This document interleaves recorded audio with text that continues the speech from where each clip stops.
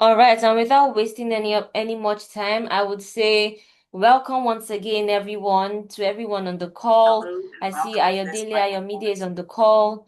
I see Awe, I see Elizabeth, Chidube, Labake. Thank you so much, everybody, and we'll be starting right away. Before we go into the webinar for this evening, I have a question I would like to ask us on the call.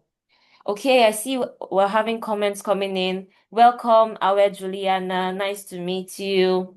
Welcome, Councillor Mrs. Olonade Labake from Ogun State. Nice to meet you. So we have an icebreaker question. And it's a question that I would like each and everybody on this call to really think about. So let's say for the next 30 to 60 seconds, ask yourself this question. What is one thing you have started or you're hoping to start during your cancer recovery journey this year? Let's please put it in the chat. What is one thing you have started or you're hoping to start during your cancer recovery journey this year? Would love to hear from you. To as many people on the call, if you're just joining in, please do put your answer in the chat box. We're looking forward to it. Before we introduce our speaker of the evening,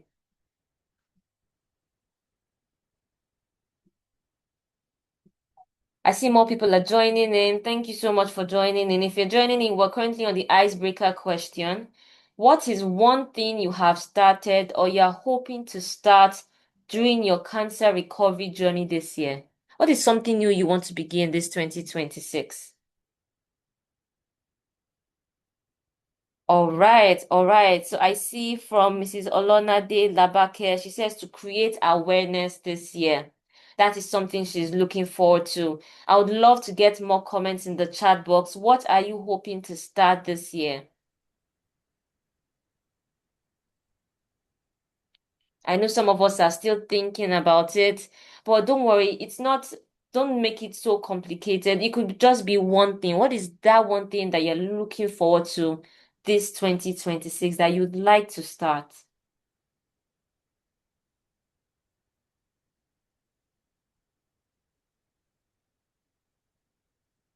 All right, all right. Can I get one more response? And then we'll move on. Okay, I have one. So Elizabeth says to learn new skills. Okay, thank you very much for that. And this goes to every other person on the call. And this is a question I would love for you to ask yourself. And so from here, I move on to introducing our speaker. Psych Ademola Aishat is a licensed clinical psychologist with over 5 years of experience. She provides comprehensive mental health care for children and adults. She's passionate about reducing stigma and improving access to mental health care. She founded BHMZ Initiative and Calm Mind Center to promote awareness and support within the community. Currently, she serves as the onco-psychologist at Pearl Specialist Hospital, where she supports patients and families in navigating the psychological impact of cancer. Please welcome with me, Psych Aishat. Over to you, ma. Hello. Modupe, was that not too much for me? I think that was too much, right? So, good day, everyone. Good day, warriors, survivors, loved ones. Happy New Year to us all. I wish us the best of this year. So, firstly, Brant, thank you so much for allowing me to host this webinar today. I think it's a good way to start the year. Once again, Happy New Year to us all. So kindly confirm you can hear me clearly and sound. Hello? Yes, we can hear you loud and clear. Okay, thank you so much. Okay, so today we are gathered to learn about new things or not so new things that we may have heard before. But perhaps due to one thing or the other, we tend to not take accountability for doing those things. So we are gathered here to dwell on not the battles, but rather to celebrate our strengths within us. I want us to see breast cancer beyond medical condition That is, we all know medical conditions as physical illnesses, but rather emotional illness is attached to it. It serves as an awareness in 2026 now to know that breast cancer is not only a physical illness, but emotional too. Kindly flip to the next slide, please. Okay, so like I was saying earlier, um, for today's webinar, we'll be talking about the symptoms of depression, the symptoms of anxiety, and for us to be able to take accountability for our emotions. That is for us to accept, to identify, to accept when we are actually eliciting these symptoms. A lot of people go through all these things, but do not know that this is what they are going through. And in today's webinar, we'll be enlightened on how to identify the emotions that we are eliciting and the next or the right coping mechanism that we can do as a first-hand treatment before we speak to a professional. Before we proceed, I would want us to remember that we are not defined by cancer, regardless of either the right breast or the left breast, whatsoever type of cancer. I want us to be rest assured that it is not actually our way. It should not define your journey, but rather it should set a pace for more courage. It should set a pace for you to be able to build resilience. And with this, you'll be able to celebrate your day-to-day achievements and your dreams while still treating cancer. 2026 is not about rushing down to the line. I've had one or two patients tell me, can I just skip all these treatments? Is there no particular injection or medication that I can take that would fast track all this? I mean, it can be a lot. The very first chemotherapy I took, I did not feel it this much, so I could not even say to a large extent or what I was reading online was true or not. But at the end of the day, I told her, take it a step at a time. She said, ha, Saikaisha, why now? Why are you telling me this? I said, no, I think we need to be realistic, right? Why not for every day you wake up in the morning, put aside, oh God, I have cancer. Instead, pick up a new hobby. Pick up something to do that will take your mind away from the illness you are having at the moment.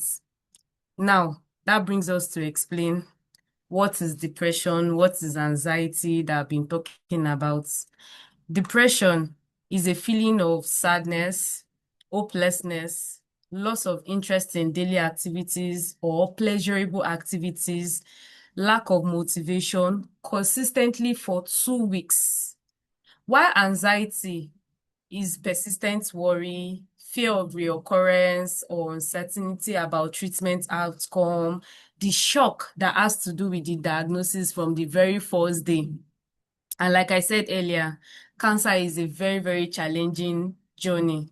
But the very day we stop to look at it only from the physical aspects and include emotional aspects, I think our treatment will be holistic. And together, let's walk into 2026 with courage, compassion, hope, and like I would always say, a step at a time. Please, next slide. Now, having explained what depression, what anxiety is all about, and we all know what stress can as well trigger in the body, let's get to now identify these emotional struggles breast cancer patients face. Starting from the very first day, they identify the sign, the symptoms down to the very day they walk up to the doctor to talk to the doctor about these signs they are experiencing in their body, then diagnosis coming after about different or several tests, down to the very day they'll start to talk about what treatment type. A lot of emotions starts to gush in this female or in a male. Let me just say in an human mind. It could be fear of unknown. It could be shock. If I'm talking about fear of unknown, what am I trying to buttress? I'm talking about That very day, the woman sits in front of, or let me say the warrior sits in front of the doctor or the oncologist, a lot of things starts to come in. Am I sure this doctor can actually treat me right? Am I sure this doctor is the right place? Am I sure I'm in the right hospital? I've heard a lot of things. I've read a lot of things. I've done this. I've done that. A lot of fear starts to come in.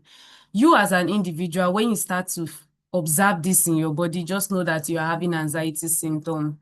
When you start to when you receive the shock of, oh, ma'am, you have this diagnosis, just know that, okay, you're having this either anxiety or depression. For some patients, resentment comes in.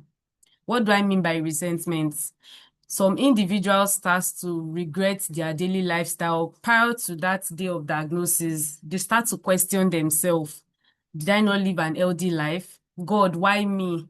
Are you trying to punish me for something? Is there somebody in the family that is trying to do this, that is trying to do that? A lot of unsaid emotions is buckled up in resentment, which can be ascribed under depression. For some individuals, we have loss of control. What do we mean by that? While they are seated in front of the doctor, as at that moment, that individual is not even thinking about the cancer treatment. Rather, the person has looked beyond the present, which is their work, the goals this person had wanted to achieve before now. I mean, let's say, for example, as at 2025 January, a lot of people wanted to achieve one thing or the other. But down the line in the year, they got the diagnosis of, oh, ma'am, the signs, the symptoms you have been observing in your body, this is the results, this is the interpretation of the test results you did. A lot of buildings, a lot of thoughts start to crumble in their mind. How will I be able to do? How will I be able to undo decision making? How will I be able to face my work? Man, I'm the breadwinner of my family. I'm the this, I'm the that. A lot of thoughts starts to come into their mind. That way, they are even forgetting about the present. Rather, they are thinking about the future. As at that point, we need to understand that this individual is exhibiting anxiety symptoms. For physical exhaustion, it comes with fatigue, tiredness for no reason. This patient just feels hopeless. They feel helpless. They feel like they are no longer in control of everything that is going on within their body. For social isolation, we have seen a lot of patients that fall back into social withdrawals, family withdrawals, not picking up their calls. They don't even have the motivation to call friends. They don't have the motivation to call family members or even call loved ones that may be of help to them at this particular time. They are falling back into their shell. For patients like that, you should know that you're exhibiting depressive symptoms. We have loss of motivation or interest in pleasurable activities. In fact, for patients who are introverted in nature before, that don't like the social space, they get to do one or two things in the comfort of their home. At the sight of this diagnosis, a lot of things now start to look like they can't do it again. They can't venture into this. They start having memory loss or brain fog that has to do with their treatment plan. They feel like everything should just end. They don't want to move. They don't want to try to do anything new for themselves. Well, 2026 is a new year and you're going to pick up yourself back. You're going to look beyond the cancer. We also have body image on the screen as shown there. Body image. Now, this has to do with mastectomy and the likes for patients who their breast is obviously bigger than one. That is also a concern to them. They don't want to start wearing clothes. They don't want to dress properly. They lack poor personal hygiene. They lack they lack the motivation to dress well as they would before because they feel like, what is the essence of dressing? At the end of the day, I can't even go out. I can't do this because people will start to ask me, what happened? Why is this bigger than this? What happened? You're looking slimmer and the likes. We also have cases of those that have not even given birth before. From the very day the doctor tells them their diagnosis, I've actually witnessed a patient. The next question she was able to process to ask is, will I still be able to breastfeed? Will I still be able to give birth? Fertility issues come in. it is interwoven. Then we just have to calm the patient down that they need to think about the present. Yes, this has come to stay. However, your stage matters, your treatment plan matters, the support system you have around you matters, and the likes. But for patients like this, they are already exhibiting adjustment disorders, which is also still interwoven with depression. So when you are having this and more, please, I want you to speak up, because the very first line of treatment starts with you identifying what is wrong with you.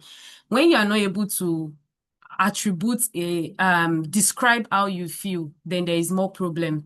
But when you're able to tell your oncology nurse, your oncologists, or the medical doctors, or your psycho-oncologist, oh, please, I'm feeling this way, I'm feeling that way. Trust me, the window of job opportunity, the window of coping mechanism has opened for you. The window of positive news has opened for you, because your healing will start as at that point. But when you are not able to identify, you are still in denial of what is wrong with you, then you are not fast tracking, but rather delaying your treatment options. Please, next slide.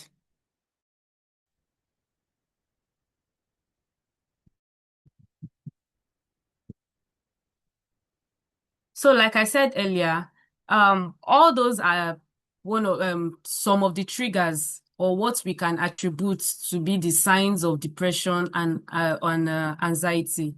And I already explained earlier what depression is, which is lack of motivation in pleasurable activities, feeling sad, feeling hopeless, loss of interest, lack of motivation, lack of appetite, poor sleep, in fact, name it, social withdrawals for good 2 weeks. Whereas anxiety is persistent worry, shock, fear of reoccurrence. For some patients, they feel like, will this still come back again after the treatment? Now, however, individuals, you might see some individual who will elicit more than the other. This is as a result of some underlying factors, which can be financial or support system. Some people elicit, they have more financial issues than the other. So for an individual that has more financial, that has financial backup, may not elicit as much as someone who do not have financial backup with them. So I want us to put all this in consideration, and please be open with your healthcare practitioners. One step at a time approach. Now we have already, it is safe to say we know what we are eliciting right now. So now let's look beyond cancer. Let's put that aside. Yes, you already know your diagnosis. Let's look at the coping mechanisms. What are the realistic things you can do? How can you still be yourself regardless of your diagnosis? How can you still face this challenge with a lot of strength and courage within yourself to still be the person you were before this diagnosis? One, I want you to focus on achievable goals. There is something called SMART. Ensure it is smart, it is realistic, it is small, it is measurable, it is achievable, and timely. Don't try to say, oh, because psychiatrist said, oh, you should look beyond your cancer, you need to do this, you need to do that, then you overwhelm yourself. No. Try as much as possible to break tasks into smaller steps. For example, despite you having breast cancer, do you want to talk about it? Do you want to use your platform, your social media platform, as an awareness tool? Or do you not want to talk about it, but talk about another thing entirely? Now, start to break it in bits, which is very, very important. Do you want to go into content creation? Do you want to go into lingual learning like French, other languages? Do you want to take up your time to venture into new things entirely? Focus on small things, just things that you can achieve, that you know they are realistic and would not take too much of your strength. After having known what you want to focus on, break these tasks into smaller steps.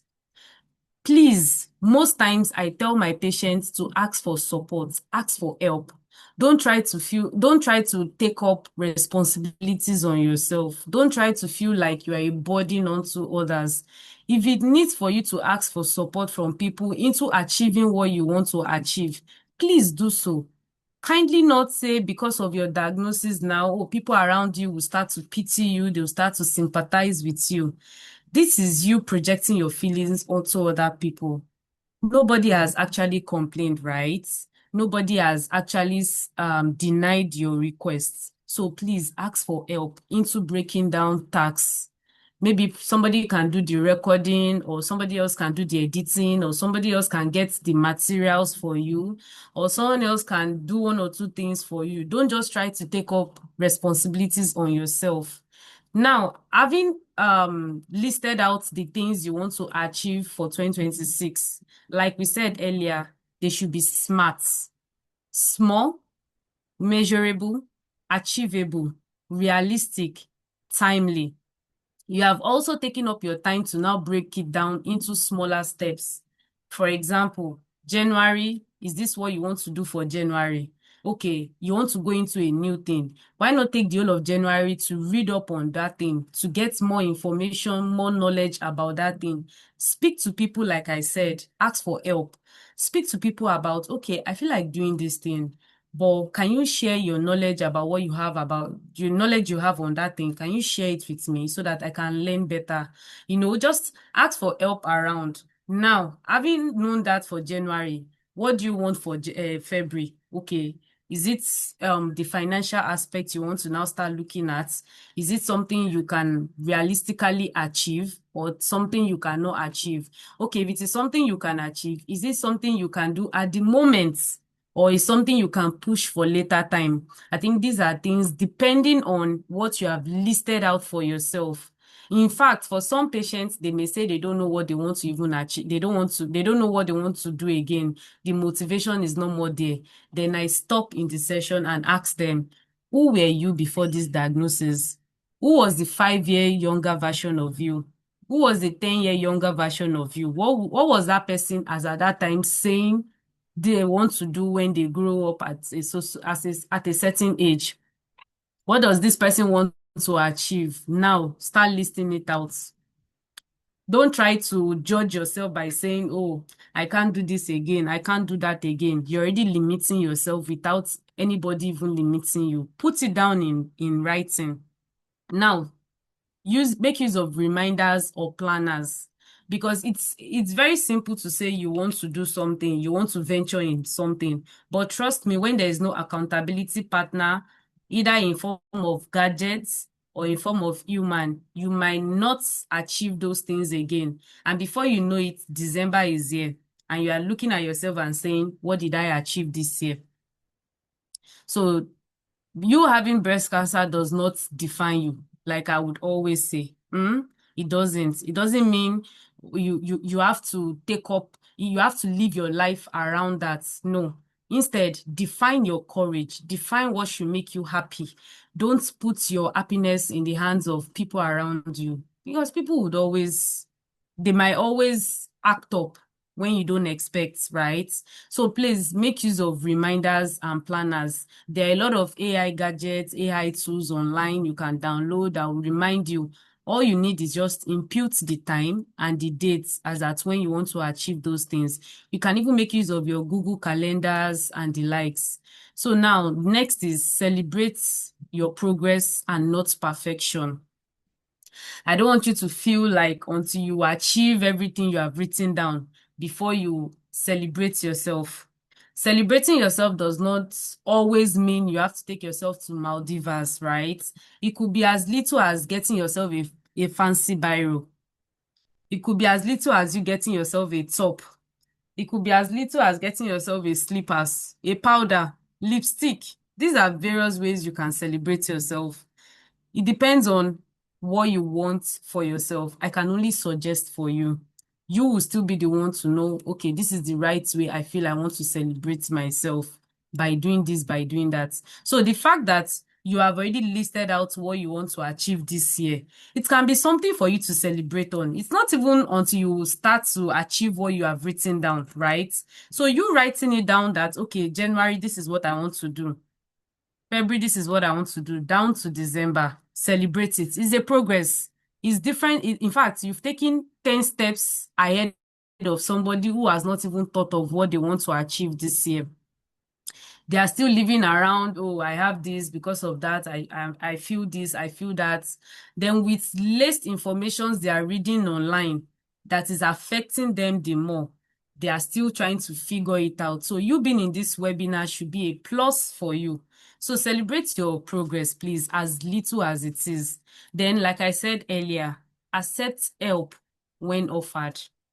Try not to take up so many burdens on yourself, all because you don't want to feel pity. Please, we understand how you feel. Even, okay, let me even use the word, we can relate to a large extent on how you feel. Not everyone around you might understand. However, those who are very, very, very close to you, take, for example, your family members who you live with may understand how you feel better than we practitioners that speak to you over the phone. However, when you are accepting help, you are speaking up to the right person. You are waking up a particular day with a goal of what you want to achieve that day. In fact, the goal can be as little as you cleaning, declustering your room, changing your bed from one position to another, or changing probably your bed sheets, your pillowcase, something mood lifting that you're waking up in the morning and your day starts to glow from the comfort of your bed. I think that alone is even a progress that you should look forward to. Waking up and looking at your bed sheet and like, oh wow, thank God for life. Then next is daily routine. You can't just sleep, wake up, sleep, wake up, sleep, wake up, and expect heavens should fall for you, right? You need to start taking up, you need to list out what you want to achieve for the day. For example, you wake up at a particular time, start with your sleep hygiene because you need a total of at least 6 to 7 hours of sleep to be able to process the next day properly. So ensure that you are having that hours of sleep, after which you are waking up at a particular time. Waking up now is very easy, right? But what you do after you wake up is what matters. You can either pray immediately, or you have your self-care done. Now you take your baths, you wear something nice, then you pray, you listen to affirmative words. You can download some applications that would help you to keep accountability on that part. Try as much as possible to stay grateful. Wake up every morning and still be grateful regardless of the challenge you are facing. Because when you hear another person's own, you will know that yes, yours is still little. So please, your feelings is still heard. Nobody is judging you for however or whatever you are eliciting because of your diagnosis. However, you need to also help yourself so that people around you will be able to help you better. So you are waking up with your prayers, your self-care, your gratitude, affirmative words, positive words imbibed in yourself. In fact, I tell my patients sometimes to get sticky notes.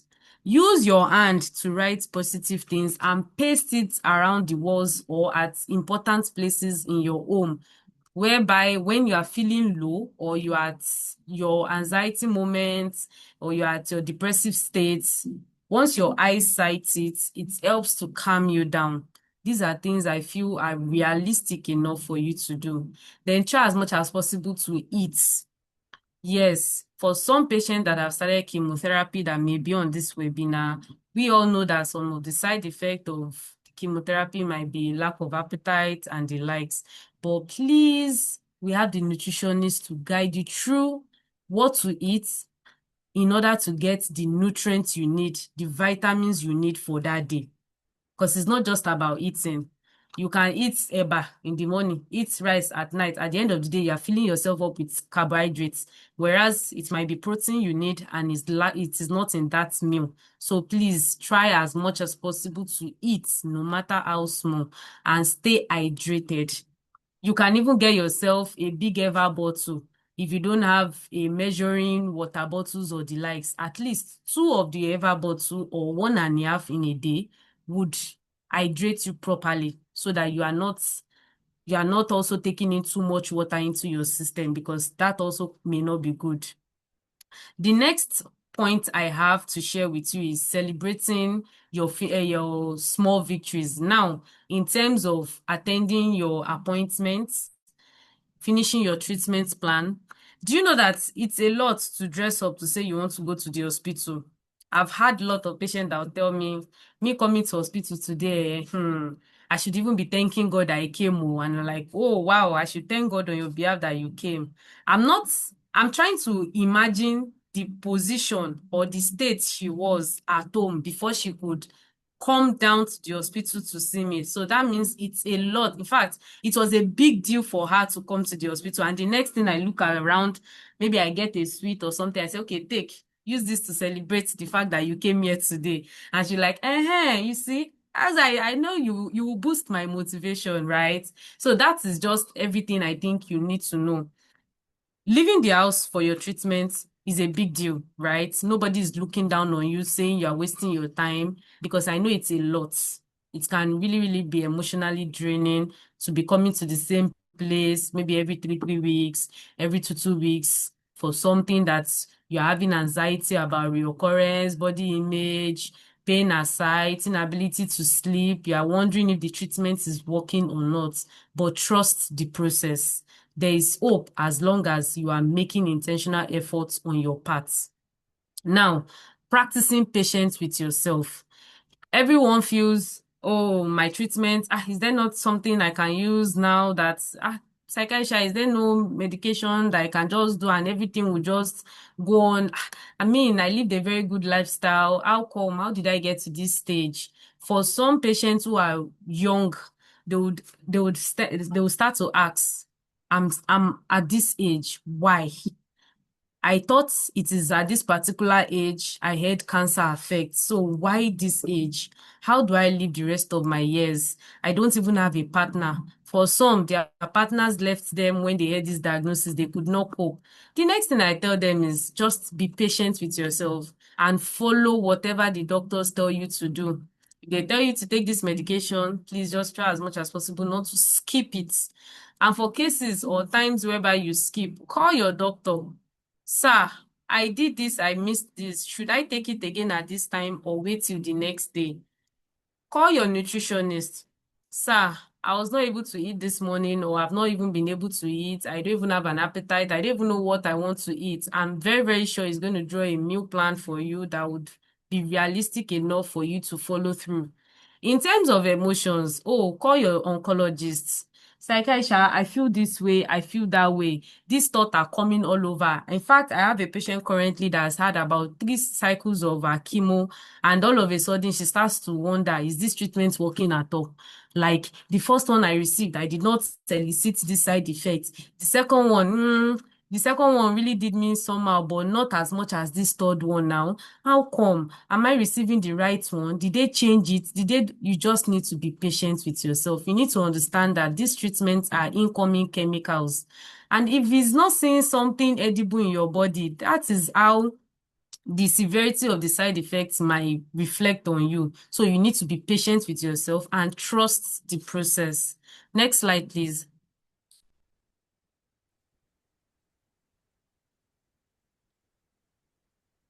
Now, having known what to help you with for 2026, like the previous slide has shown, how then do we cope with all this anxiety? I mean, this is where I'm sure a lot of people want to watch, they want to listen to, okay, I'm eliciting this, I'm eliciting that. With this webinar now, I've been able to know which one is depression, which one is anxiety, which one is adjustment disorders, which one is this, which one is that. What do I do to stop all this? Firstly, I need to be honest with you. All the symptoms you're eliciting may not stop. However, you can manage it. Why? Because your treatment is still ongoing. It's a continuum, it's a spectrum. So it's not something that, oh, in the next 3 months you are done with this. And so therefore, your treatment, your symptoms will stop. However, the higher you go, the symptoms should decrease because by then you are more aware about your diagnosis and treatment plan. So at a particular stage, you should have gotten to acceptance stage of, okay, this is what I'm having. This is what I should focus on rather than crying, crying, crying. Okay, I've been told to ask for support. I've been told to speak up. I've been told to do this. I've been told to do that. So the higher you go, the symptoms should reduce. In fact, you should be the one now educating other people on the right things they should know and not to know, because there are a lot of laced information on social media right now. Now, the strategies are in no order of arrangements. Firstly, talk to your counselor or join a support group. A lot of people will hear a lot of things on webinars, different seminars, and just start to use it without even knowing how to properly Internet do it can be. or when to do it. So the second is journaling. Now, what do you journal? You journal your thoughts, you journal your mind, you journal your mood. There are different types of journaling. You journal whatever comes to your mind by writing the dates, that is today's dates, the time. In fact, I tell my patients, who was with you when these thoughts came? Write it out. All these things are what will help you to find a cycle on how we can break it. For some people, is when they see somebody else, maybe their friend who does not have breast cancer, this thought starts to come that, how come this person even lived a more wayward life now when we were in school? So how come I'm the one having it? Me that I'm always from church to the house, from house to mosques. How come? How did I end up having this? And all of a sudden, they start to feel sad. They start to feel low. They start to have lack of sleep. And when all these things starts to come in, to eat, you will be seeing food you won't even want to eat. Your appetite will go low. Why? Because your mood is not happy. But after a while, you see that if you speak to somebody that you appreciate, you love, everything starts to come back again into place. The next is gentle physical exercise. The power of exercise has no bound. In as much as you are battling with these illnesses, you still need to walk. You can get a lot of smart wristwatches and set your steps to either 5,000 per day, so that at least you start little, like I said earlier. Don't just aim for 10,000 or 15,000 at a stretch. Aim for 5,000 walks in a day. You can do that either by, instead of you entering vehicles from one place to another, you can intentionally trek to where you want to get something and come back home. That way, your mind, your body, they are all relaxing, getting in fresh air from nature and not just from fan or AC. They are trying to reboot. Also, you can do that by stretching. There are different physical activities you can do. It can just be yoga, go on YouTube, type 10 minutes yoga exercise. Try to see the one you can do and start. Intentionality is what matters, like I've been saying earlier on. Start small. Don't try to aim for a 30-minute exercise. You don't need to go to gym. It's not until you go to gym before you engage in physical activities. In the comfort of your home, you can do one or two exercise. It can be walking, stretching, jogging, or skipping. Skipping is also an indoor game. So it depends on how you feel that particular day, what you feel you can do. I'm just giving you suggestions, right?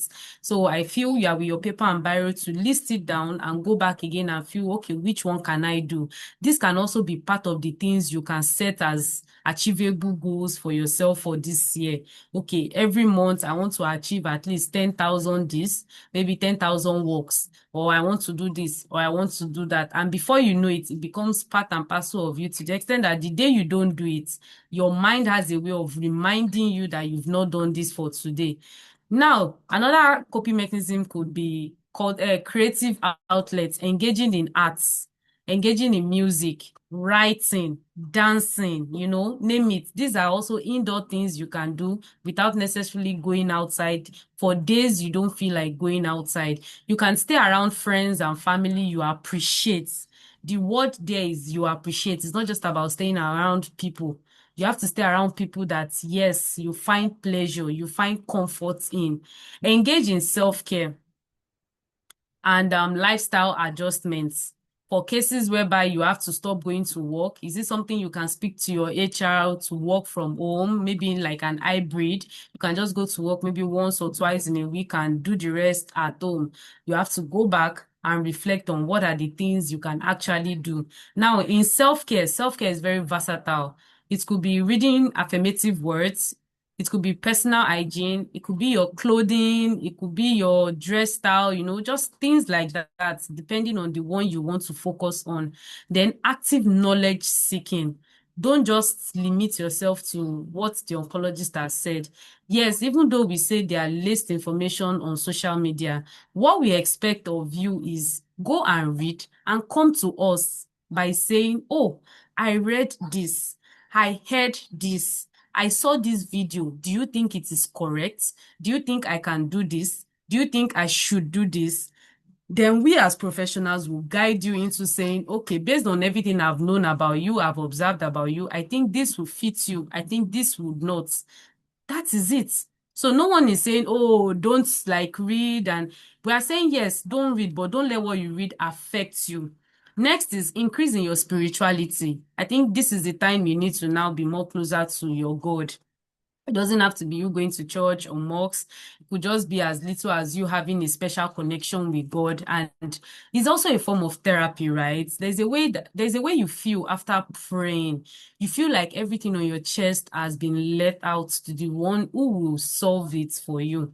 Then we have deep breathing exercise, which can be in form of mindfulness. It can be in form of deep breathing. It can be in form of journaling. It can be different forms of deep breathing exercise. We have the 4x4, we have the 2x2, and the likes. There are a lot. Just go and type on YouTube, follow the way it is being done, and you will genuinely feel better after every anxiety or depressive phase. I've already explained to a large extent on limiting overwhelming information on social media. Thank you. So next slide, please. Now the next slide says you don't have to see the whole staircase. Just take the first step. Just take the first step. This is You don't have to see the whole staircase, just first step by Martin Luther King Jr. He says you don't have to see the finishing end. For patients who are not even thinking about the present, they are thinking about future. What will people say? When I'm around my friends, won't they look at me in a certain way? Won't they do this? Won't they do that? You are thinking about other people rather than focusing on the present. What is the present? How do you plan to start your treatment? How do you plan to get the finances for your treatments? Who are those you should speak to? Who are those you should be around? Especially after every chemo, we all know the severity, the intensity of the side effects last about 2, 3, 4 days after the chemo, after which is subsidized that you can function properly. So please just take a step at a time. Now we've been talking about mindfulness. Next slide, please.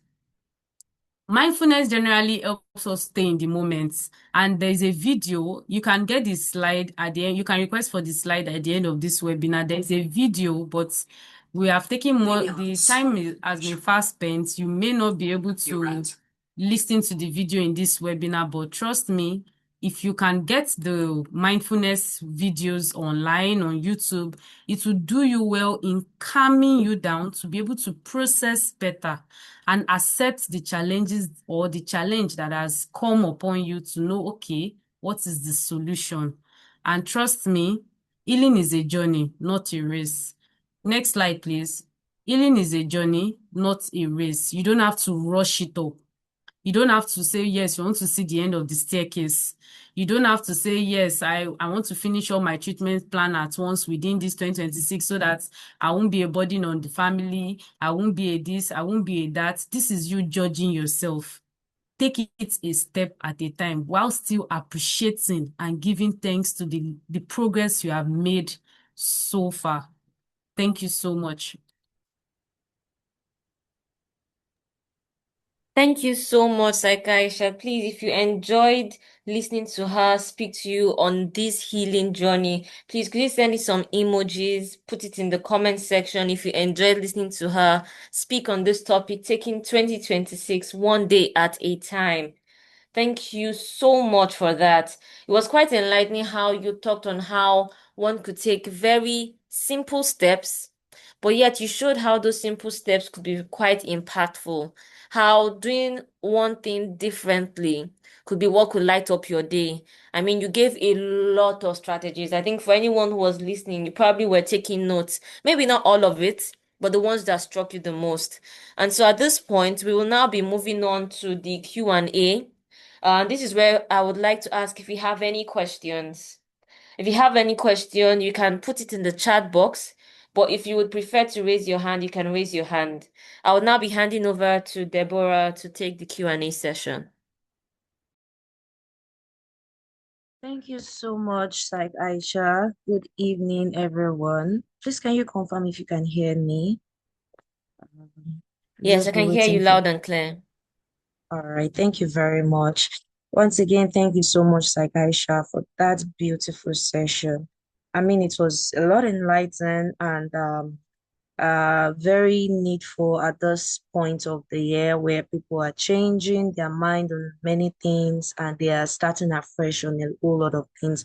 I mean, I've gained a lot when you spoke about mindfulness. It's one of the topics that has been coming over and over towards the end of the year last year, and I've been kind of wondering, what does this mean? Okay, how do one practice it? But thank you so much for that beautiful explanation. And we'll be looking out for the slide of this particular session so that we can view the video you spoke about. So I'll just be going into the chat box now. If you have a question and you would love to ask like Aisha, you kindly raise the question, put your question in the chat box. Would love, love, love to ask the question and receive your feedback. So while I'm waiting for a question, I want to ask this my own question, and it's still related to mindfulness. Now, for someone going through a cancer journey, this cancer journey, breast cancer, uh, the diagnosis alone is overwhelming. There are so many things coming to the mind, and I appreciate the fact that you also know and you appreciate this too. But in the midst of that, how do I draw myself away from those negative thoughts? How do one just switch from those negative thoughts into positive thoughts, thinking positive things and not being overwhelmed, too carried away with overwhelming thoughts? It's like Aisha, uh, I don't know if you got this question. Yes, please, I got the question. Is that all the question or you want to ask all, then I respond? Okay, no, we'll be waiting for questions. That's not all the question. Okay, let me ask another question that came up. Uh, so the next question is, how do one now cope with anger? I mean, you mentioned that one will be thinking, okay, why do I have this? This is not supposed to happen. I'm a young person. Okay, so I know a patient that she's a young woman, 21 years old to be precise, and I know how angry she usually gets when I speak with her and I interact with her. How do I, for two things, how do I speak to her and how do I empathize with her? Just to help her get away from that anger, try to redirect her mind, try to redirect her thinking. So how do I help generally? And what is your advice to patients that are listening in this evening? How do they um let go of anger and do other things that will not channel them towards getting angry? So these are the two questions, and then I'll be looking out for um uh questions from our audience. I know they have questions that they want to ask this evening. So let's get on with these two questions while we wait for them. Okay, Thank you very much. thank you so much for that, Deborah. Thank you for that question. It's very, very practical. It's very, very realistic, right? So for breast cancer patients that have overwhelming thoughts, especially from the very day they get to receive the diagnosis, they elicit so many emotions like anger, like you just said, they elicit shock. For some people are in shock. They are in disbelief that it can't be them, it can't be this. How come? How did they get to that point? So for patients like that, we need to understand that it is very traumatic for them. It's trauma. We are dealing with trauma here, right? Trauma is not until when you are being raped. It's not until when you have accidents or the likes. So we need to know that as at that point, we shouldn't force a positive word for them. We need to let time heal firstly, while being with them empathetically. We need to normalize the thought of they not fighting against it, but rather accepting what it is. For some patients like that, we can spend 1 month in this acceptance phase. What do they need? They need support system that they appreciate, like I said earlier. So you need to think, you need to understand, not even relate now. You need to understand from the point of view they are coming from. Is it that the family they stay with are not people that may be financially capable to go through these treatments options with them? Do you understand? Do they have people that they love and love them around? Because when some people, some patients are eliciting anger, shock, and the likes, some patients are not even thinking about themselves. They are thinking about the people around them that, wow, am I a burden onto them all of a sudden? Am I am I now going to be hopeless? Am I now going to be useless? Permit me to use these negative words, but these are the words we hear in therapy session.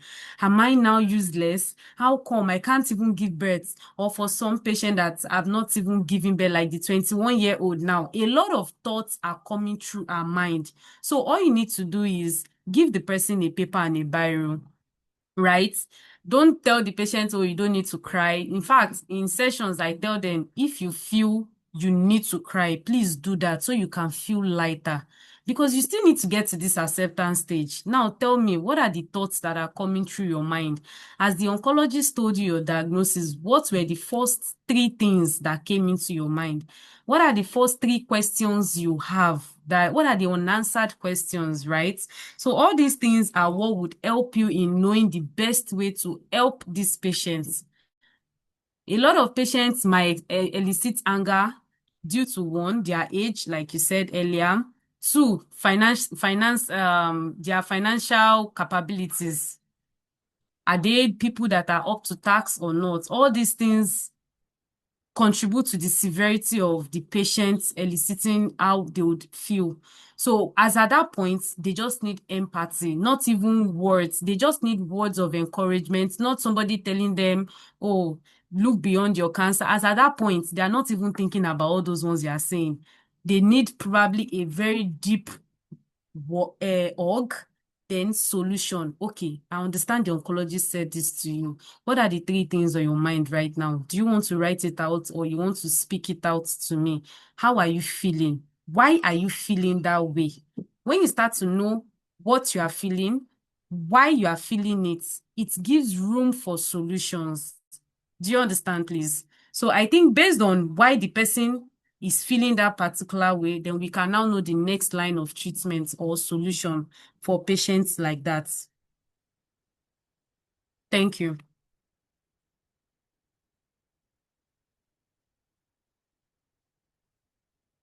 Oh, thank you so much, Saikarisha. That's a lot to live in, and I understand where I can come in and how to help. And I also understand that, and I also believe that the audience has picked one or two out of this answers. Thank you so much.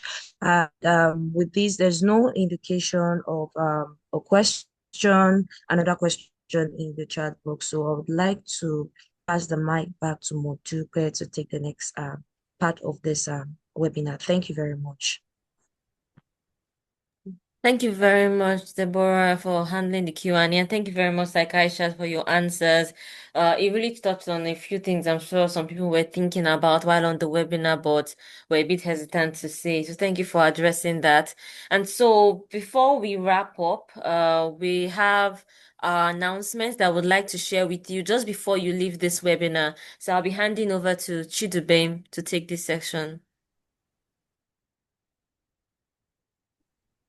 Thank you, Sek Aisha, for that wonderful webinar.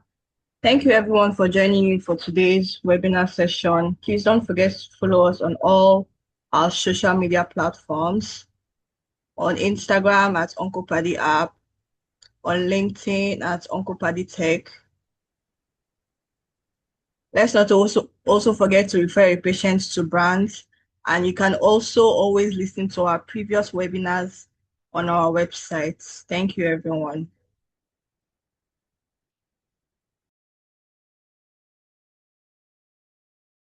Thank you very much, Chidibem. Thank you so much to everybody on the call. This has been an amazing time spent with each and every one. I would like to encourage us to do check out the links. They are been dropped in the chat. Please take a look at it. And I would encourage us to check our website. We've had previous webinars on nutrition, on different aspects and topics. And I would know that you might have not made it for some of those webinars. So you can check out those recorded sessions, which are actually on YouTube. The links are on our landing page. But beyond that, we'll have a subsequent webinar coming up next month. More information, more details will be shared with you. So please look out for them. And don't forget to tell another woman about the BRANT program. Thank you so much, everyone, for your time this evening, and I wish us all a great week ahead. Have a great week, everyone. Thank you so much for having me as well. Thank you so much, Sakaishat. We really appreciate your time.